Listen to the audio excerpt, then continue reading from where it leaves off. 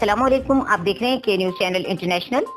YouTube पर हमारा channel subscribe कीजिए और रहें दुनिया भर की खबरों से बाखबर। हमारे नुमाइंदे गुलफाम हैदर की रिपोर्ट के मुताबिक national highway and motorway police beat number 16 Chichawatni के बर्वक्त कार्रवाई की वजह से बहुत सी कीमती जानें जाया होने से बच गयी। तफसीलात के मुताबिक इतवार की रात एक कार कैरियर ड्राइवर को नींद आने की वजह से कार कैरियर हाईवे से नीचे उतरकर ट्रेन की पटरी पर चढ़ गई। इत्तला मिलते ही बेट नंबर 16 चीचावतनी के admin officer inspector Rizwan Naqvi अपनी टीम के हमरा मौके पर पहुंचे। महकमा रेलवे को फोन करके ट्रेनों की आमदोरफ्त को रोका गया। रेस्क्यू 1122 और लोकल पुलिस को कॉल की गई। तमाम तर वसाइल को बरूकार लाते हुए इंतहाई कम वक्त में 40 मिनट से पहले कैरियर को टोचन करके रेलवे ट्रैक से हटा लिया गया और रेलवे ट्रैक को ट्रेनों की आमदरफ्त के लिए बहाल करवाया गया। बहुत सी कीमती जानों को जाया होने से बचा लिया गया।